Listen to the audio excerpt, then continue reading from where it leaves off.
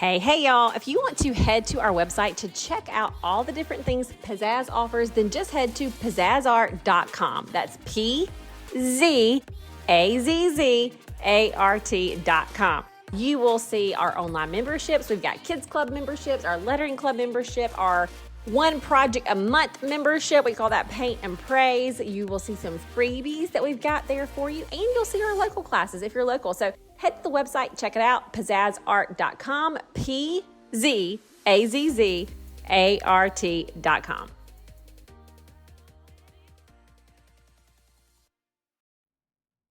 Hey, y'all. This is Casey Hope from the Here's Hope podcast, and today I am going to share with you something that I shared with another group this past week. I was asked to speak at a Chamber of Commerce event, and it was going to be to a group of ladies that are all working women and moms and in the working world, and they asked me to just share my story. And as I thought about that, I thought, what piece of my story are they talking about? Now, I knew they meant something to do with pizzazz, but even within the pizzazz story, there's so many lessons that I have learned over the years and so many pieces to our story.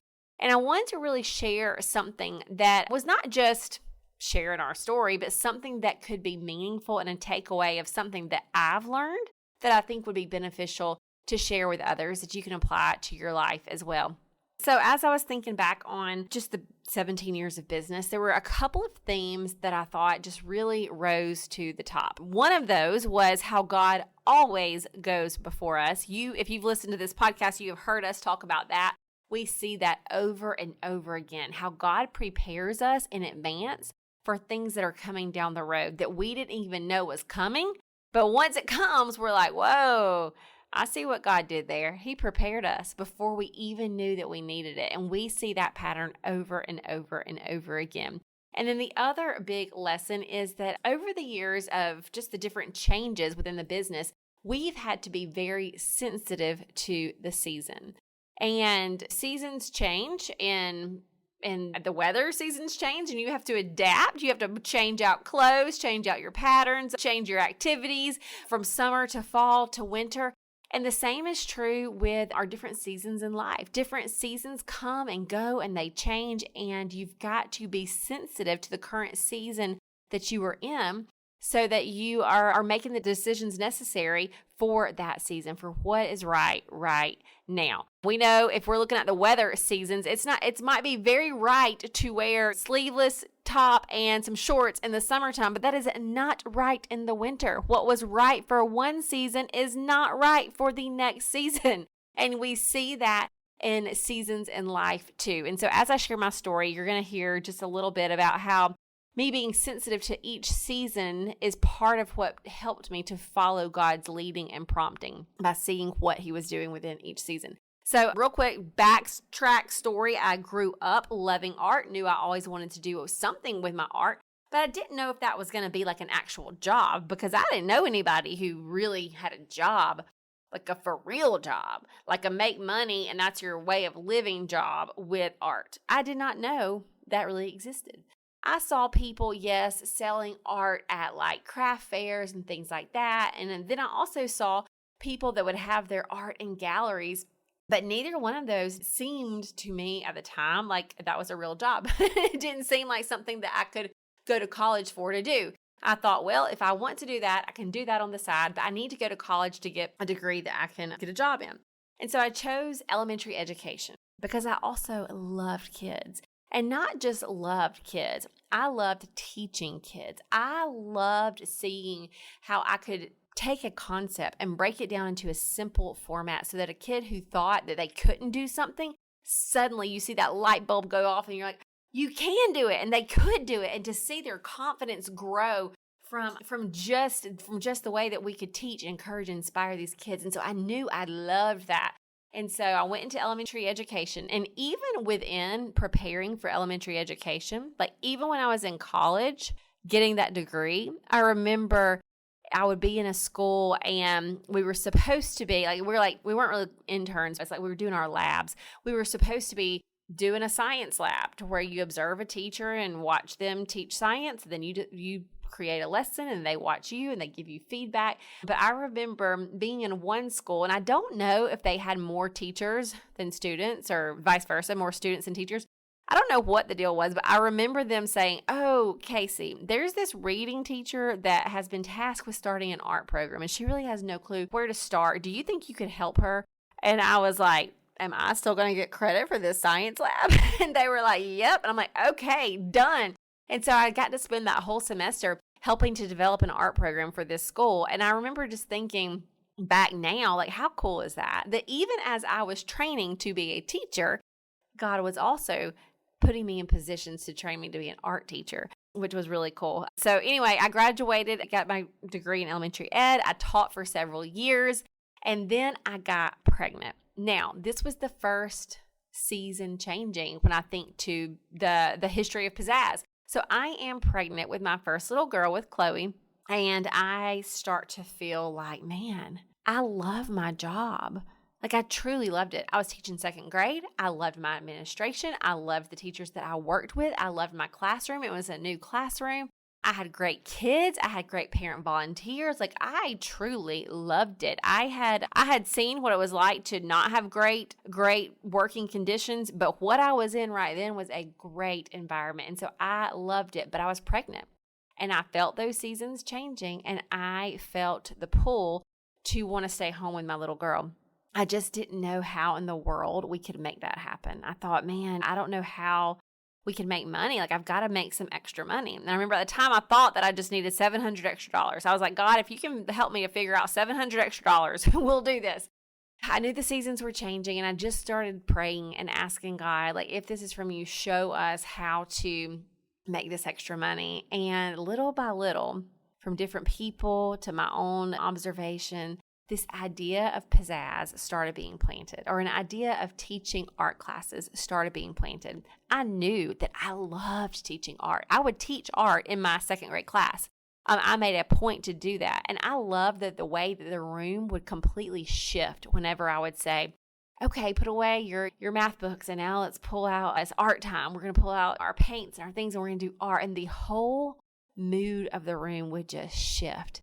It went from frustration and some kids doing better than others and being on a timetable and hurry up, we got to get this done. And it went from all of the way that you can feel sometimes within a classroom to just a sigh of relief, and truly just peace would fill the classroom when we were doing art. And so I knew that I loved teaching art. I knew that I was good at it. I didn't know if anybody would actually come if I opened an art studio, but I'm so thankful that they did. And so when I was 6 or 7 months pregnant in the summer of 2007, I opened Pizzazz. It was like a little storage building that we got we put a new front door in and cute windows, and we painted it cute, and we added shutters and all the things to make it look like a cozy little studio. And we fixed it up and we opened it up. Again, I was 6 or 7 months pregnant, but I was determined. And to my just surprise and delight, God blessed us with students right from the beginning. We very quickly made that $700 goal and then beyond. And it was such a blessing and such a sweet, sweet time. And us seeing how God had gone before us to prepare me to be an art teacher, but also how he was providing in that season. I just feel like he just gave us so much of our heart's desires. He gave me my heart's desire to want to stay home with my little girl for a little bit. Plus, I got to still come and pour into kids, which I loved. I taught art a few hours each afternoon. And so it was just a sweet, sweet time.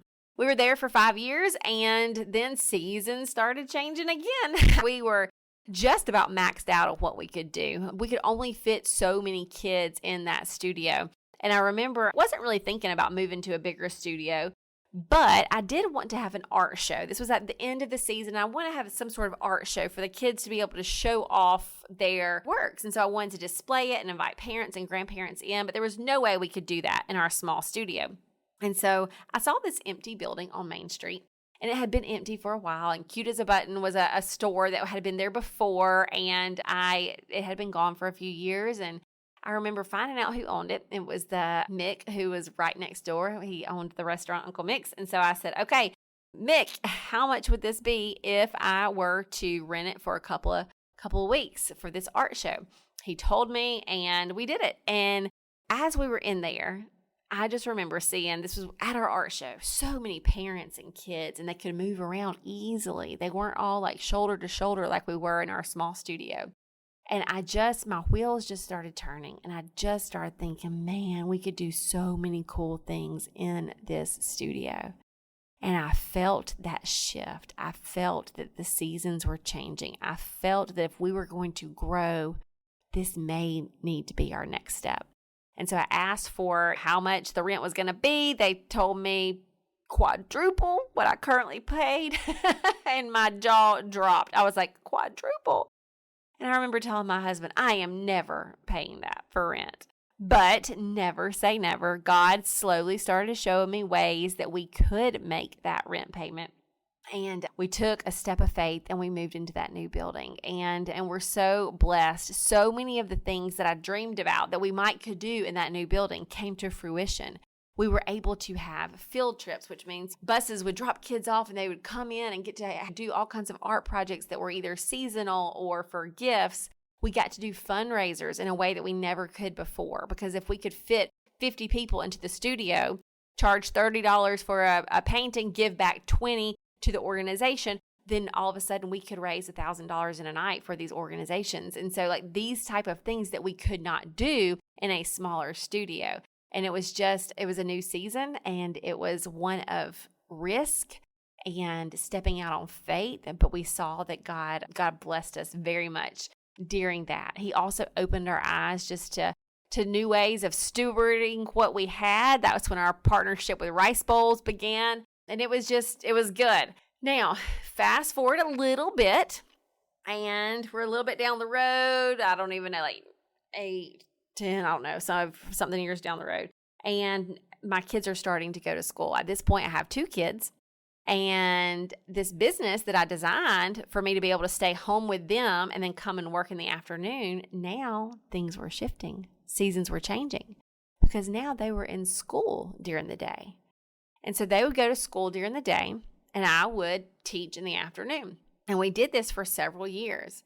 But what we started to see as they got a little bit older and they're needing help with homework and they're having more conversations that need to be had and time to be spent, I just started noticing that I was missing out on stuff. And I didn't want them to be in school all day and then me to not be there in the afternoon. Because the way it was is I would be teaching art and not get home until close to 7, and TR would have dinner made. We eat dinner and go to bed. But I didn't want that. I wanted to be the one taking them to baseball practice or helping with school, or if there was some frustration, I wanted to be the one to hear about it and to talk through it. I didn't want to be gone and just get in for dinner and bed. And so I thought, okay, these seasons are changing.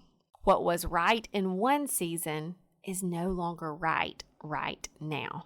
And that was a hard shift to make, because I thought the only way to do this was either me to change careers here or we could bring in teachers to teach in the afternoon, and that would free me up in the afternoon. And that was scary to begin with. When you've been the main teacher and the main face of the business for a long time, it was scary. You have all the thoughts of, can somebody else do it? And our kids going to like them as much? And our parents are going to like them as much? And all the things. But they did. And we hired teachers. And that was such a blessing. And then what that also did was it allowed me during the day to expand my mind on, okay, well, how else can we grow this business? Now that I am not working in the afternoons, I'm working during the day, what can we do? This is when we started to explore the online classes.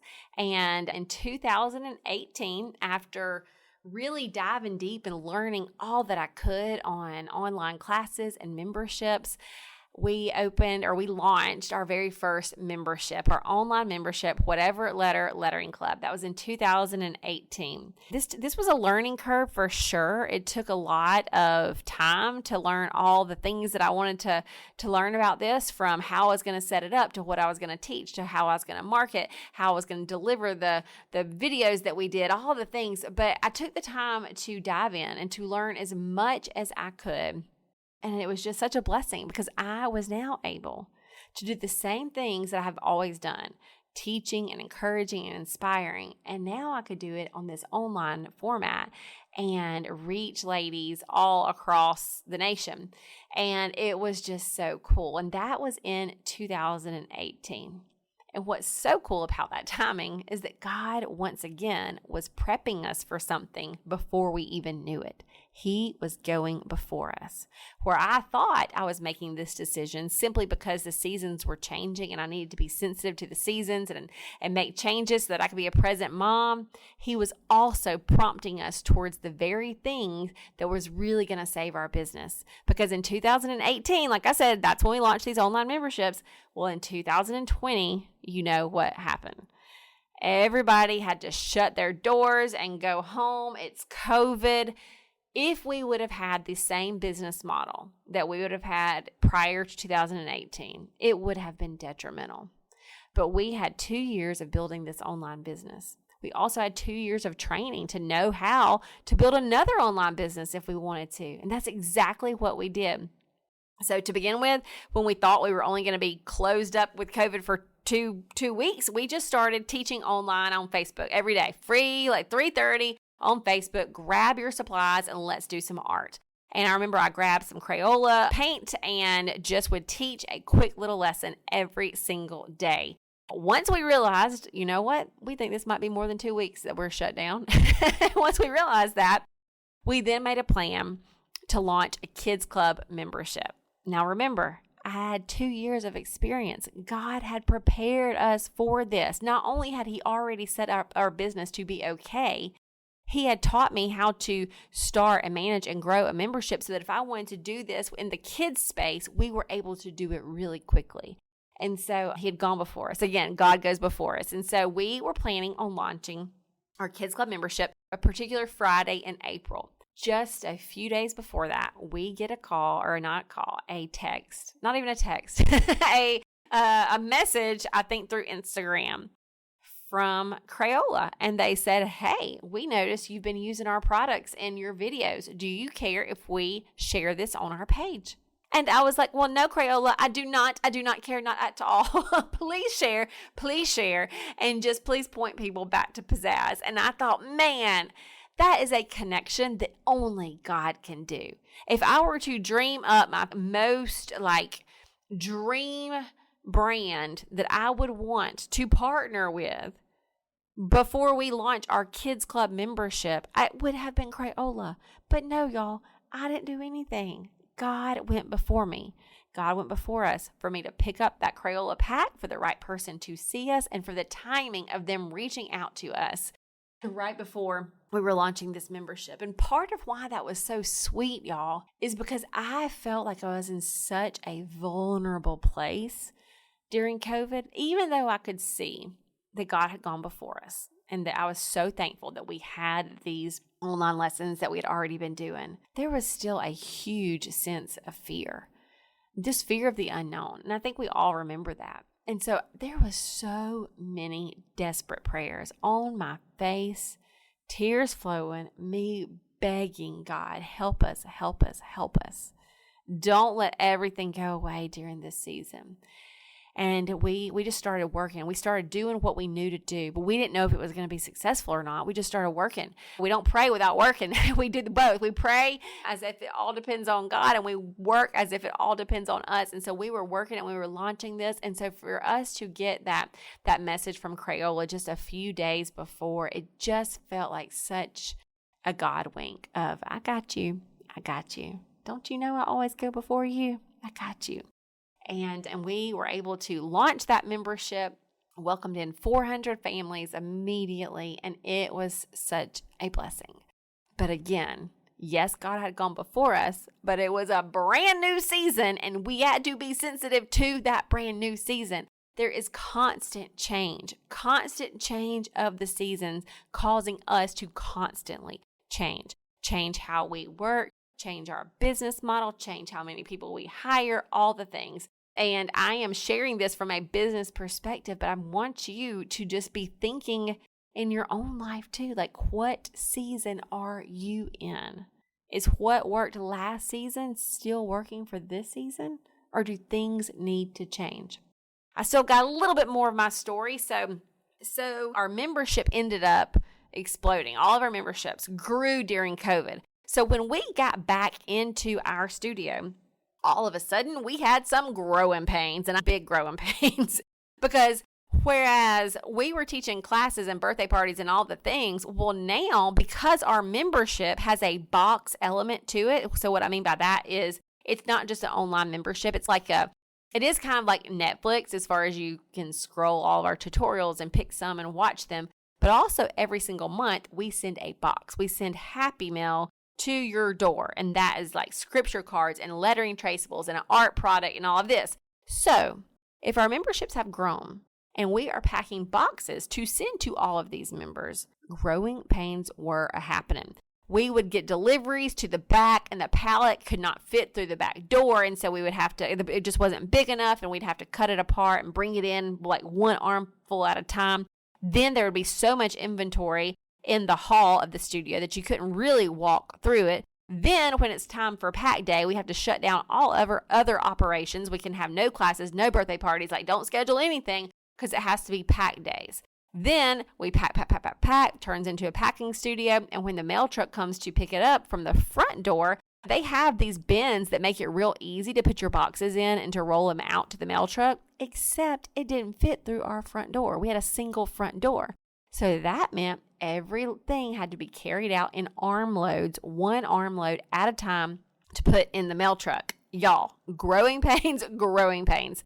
And so that's when I was like, okay, gotta be sensitive to this season. Seasons are a-changing. We gotta be sensitive to it, and we've got to change with the seasons. So what had been working for us prior to 2020 was no longer working for us after 2020. We needed a new space. We needed a new building to pack our box subscription. So we looked for about 2 years, y'all, and nothing was right. Either it didn't have air conditioner, or it was too far out in the boondocks, or it wasn't big enough. Nothing was right.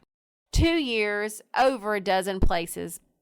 And I remember one day our realtor called and she was like, hey, this business is moving and it might be good for y'all. And I came and looked at it, and it had so much of what I wanted. But I remember thinking it's a little bigger than what we need, but it had the roll-up doors, and it had a space for air conditioner, and it had a warehouse, and it had all this stuff. And I was like, oh, and I could have my own office. I've never had my own office before. Like, there were so many things that looked so great about it, but it was definitely bigger than what we needed. And so I'm like, oh, okay. Like, we've looked for 2 years. This is the best that we've seen, but it is bigger than we need. What do we do, God? And we just felt that God was saying, do it. Now, that was a really scary, it was scary back whenever we went up and quadrupled the rent. It's really scary when it's not just renting, but buying a building. And so we took the step of faith and we bought it. And I told y'all we'd been looking for it for 2 years because the seasons had definitely changed and it was definitely time. We signed the agreement to buy it. And 2 weeks later, the downtown studio, it didn't exactly catch on fire, but pretty much. So it didn't catch on fire, but I got the call from my landlord that said, hey, my building's on fire and so is yours. And so I thought it was on fire. We went down there. We drove down there. It was full of smoke. Turned out his building was on fire, but ours just looked like it because so much smoke was in there. And so there was a lot of smoke damage. The water from his building had moved over into our building and damaged the floor. So all the floors had to be ripped up. So what that meant is we were displaced. But what happened? God had gone before us. He had led us to this building that we had looked for 2 years. And just 2 weeks ago, we signed on it before we knew how bad we were going to need it. And so this building that I thought, man, it's too big for us, suddenly we fit it just right. Because when we were doing classes in it and packing, it was the perfect size. And it was so interesting that I thought maybe one day we'll grow into it. And we grew into it really quick. But we were not quite ready to give up our downtown studio. I think everybody thought during that transition time, they were like, well, are you going to go back to the downtown studio because you have this new studio? And I was not ready to give up downtown. So I was like, yes, we're going back. We're going to have our cute little storefront downtown, and we're going to have our packing facility uptown. And that's exactly what we did. I was not ready to give up that season. No, I knew business-wise that I should give it up, because our online side of the business had grown way bigger than our local, and it probably wasn't the smartest thing to have 2 buildings if I could do it in one. But man, I just loved our downtown area. That's where I started my business. It has so much charm. I loved walking to the coffee shop. I still love so much about that downtown area. I probably would have never given it up. I probably would have never been sensitive to that season changing, but God sometimes does it for you. And so I remember we had already moved back in, and we were just operating both buildings, and our landlord came in and he said, I got some news. He said, I want to expand my restaurant, which means I need you out of here. And he was kind, but I was still very sad. I was devastated. I could not hold back my tears. I am a sobbing mess as he tells me that. And I'm pretty sure he was uncomfortable with the whole situation, but it is what it is. And as hard as it was, God had already prepared me. We already had a perfectly good building that has great parking, which our downtown building did not. It's right centrally located in the middle of town. We can do everything from there, pack and ship and have classes and have an office and do all of our recording. We can do everything from there. And so once again, God had gone before us. Seasons are changing. What worked for us in one season no longer was working for us now. I share all of this just as my examples of how we've had to be sensitive to each season, but I want you to be thinking about that on your own life. I'm going to read some scripture to you for you to ponder on. First is Deuteronomy 31:8. It is the Lord who goes before you. He goes before you, y'all. It's the Lord who goes before you. He will be with you. He will not leave you or forsake you. Do not fear or be dismayed. I have seen this over and over again. And I want you just to think, in your current situation, how has God already gone before you and prepared the way? Because you see, sometimes we can focus so much on how big our problems are that we fail to focus on how big our God is. And if we're just looking at the problems, instead of looking how God has already prepared the way, I think we get all twisted. But when we start focusing on how God has already prepared us and gone before us, it totally shifts how we view the situation. During COVID, I could have pouted and stayed in a really deep state of depression because I didn't know what was coming next. But because I noticed, hey, wait a second, God's already prepared us for this. He already taught me how to do these online memberships. I'm just going to lean into that. Once I opened my eyes to how He had already prepared me, it totally changed my focus. It gave me hope. And so I just want you to look and see that. Same with our building.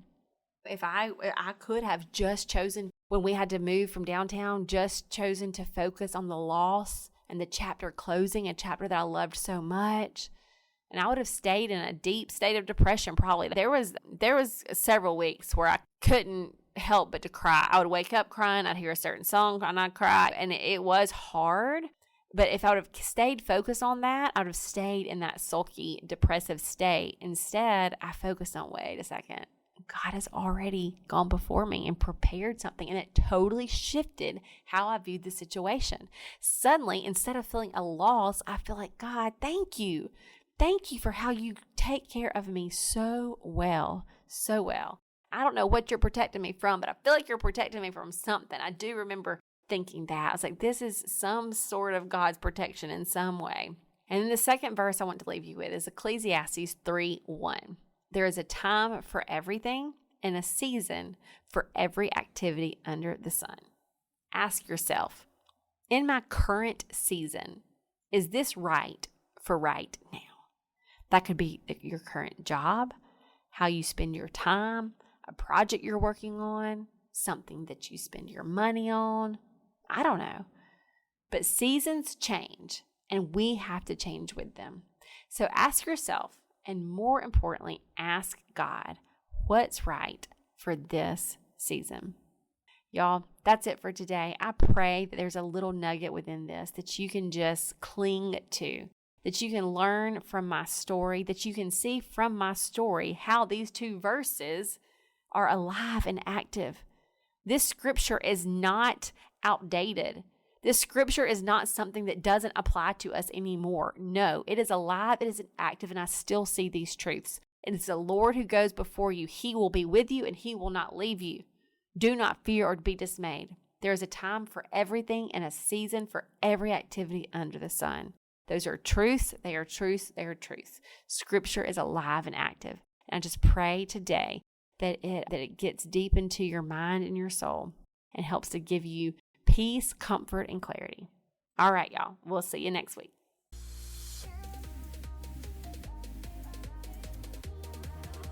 I hope y'all enjoyed that podcast. Y'all be sure to go like, subscribe this, leave a review. Let us know how you're liking it. We like that feedback.